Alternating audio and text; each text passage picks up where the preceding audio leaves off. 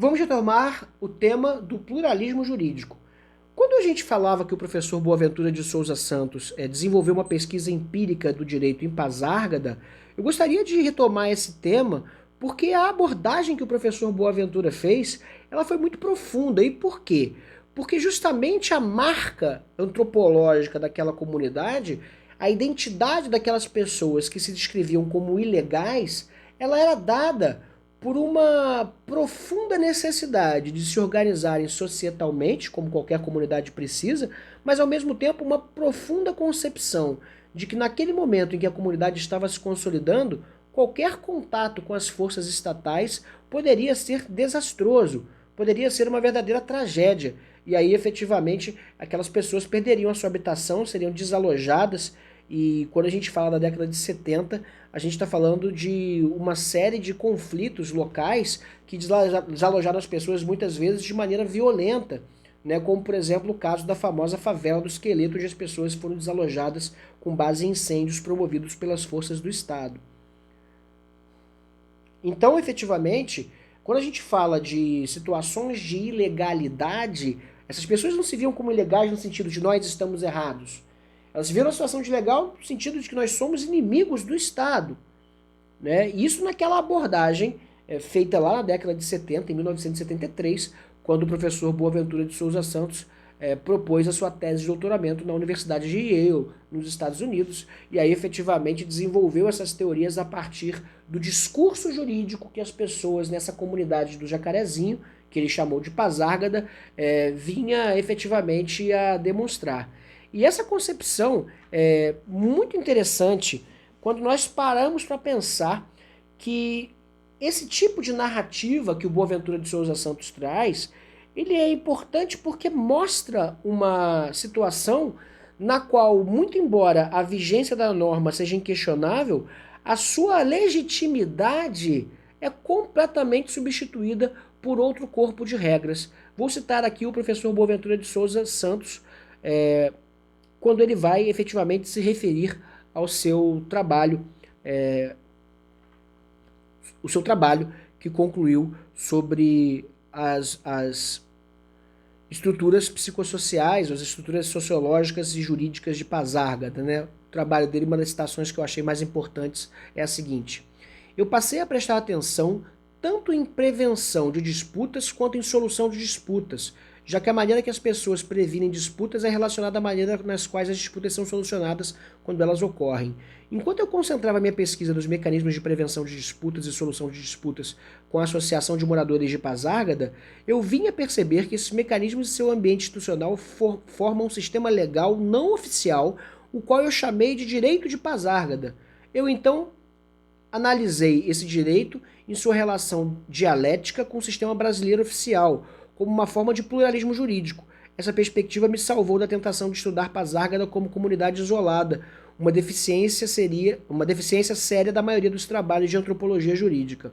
Além disso, eu empreguei uma análise de classe examinando o pluralismo jurídico como uma relação entre um sistema jurídico dominante, o sistema jurídico oficial controlado pelas classes brasileiras dominantes, e um sistema denominado o direito de Pasárgada controlado pelas classes oprimidas. Quando ele faz essa consideração é muito interessante, porque ele está dizendo que existem normas jurídicas que acabam surgindo como bolsões de legitimidade dentro de categorias de pessoas que estão oprimidas, e efetivamente elas estão oprimidas porque sabem que a sua relação com o poder público são marcadas pela violência e pelo trato dessas pessoas como ilegais,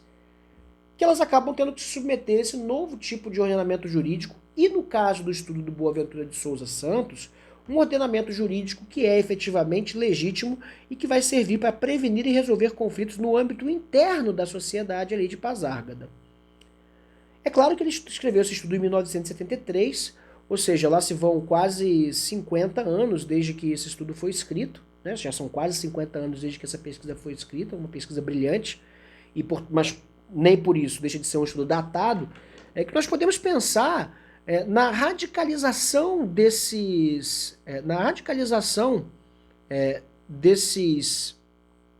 dessa tese a partir de novas concepções que o professor Boaventura trouxe ao longo da evolução do seu trabalho. Veja, nós estamos falando aqui de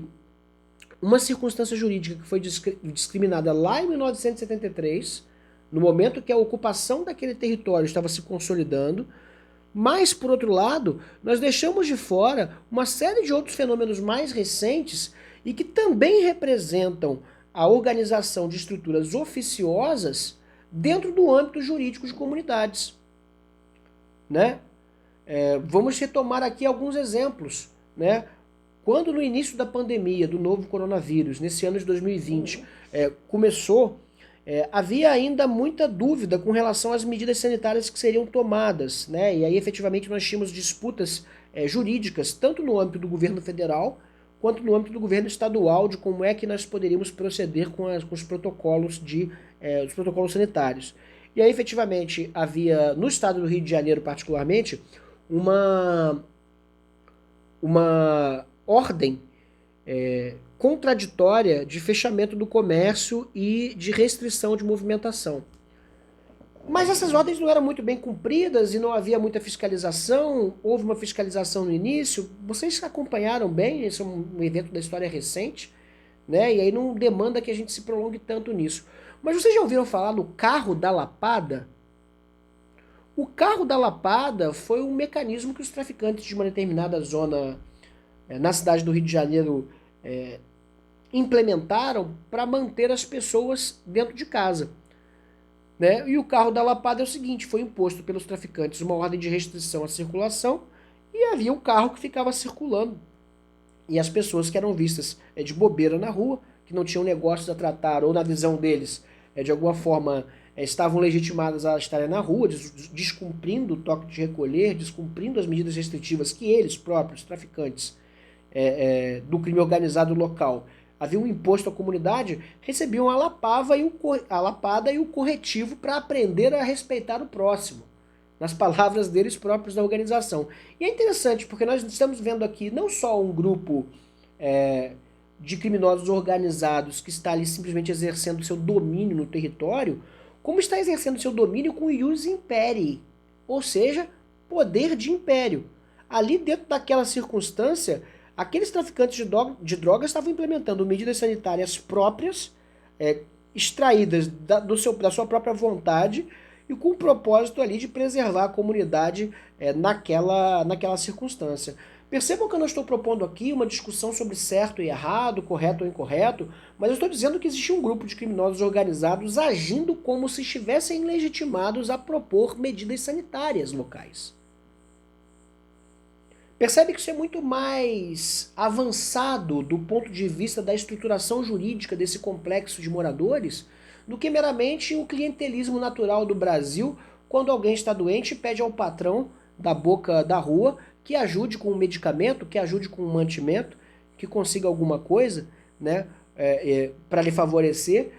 numa relação clientelista normal, que é mais ou menos a que acontece entre os moradores de um bairro e os vereadores, né, que precisam de uma rua calçada, e aí recorrem ao seu representante e tentam obter pela via do favor político, pela via da aproximação pessoal, tipicamente uma relação política brasileira, tentando obter os favores do poder público para aquela localidade por uma via privada, o que vai ser algo que é objeto do nosso estudo mais adiante, no nosso curso de Sociologia do Direito, mas aqui eu quero ponderar o interessantíssimo caso de uma estrutura jurídica em que medidas sanitárias que seriam exclusivas do Estado, dos municípios ou da União, agora eram implementadas por uma comunidade local que estava ali agindo com uma proposta de governo local, né, impondo aqui medidas sanitárias. Eles não estavam decidindo qual era o preço que a droga custaria na boca, eles estavam impondo quais eram os horários que os cidadãos poderiam circular na rua por uma razão sanitária, o que dá um aspecto do pluralismo jurídico não abordado pelo Boaventura, mas que me chamou muito a atenção, porque de fato denota a complexificação dos sistemas oficiosos em face do direito oficial, na medida em que o poder público insiste em se afastar de certas localidades, sobretudo nas favelas, que foram objeto do professor Boaventura,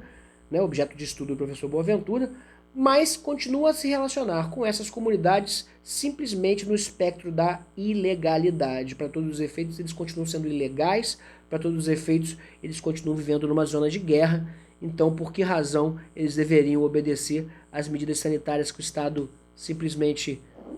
não traria, mas, por outro lado, os traficantes de droga ali impunham essas regras sanitárias, né? Me parece ser um caso bastante paradigmático e bastante interessante de pluralismo jurídico, também a ser considerado no nosso estudo.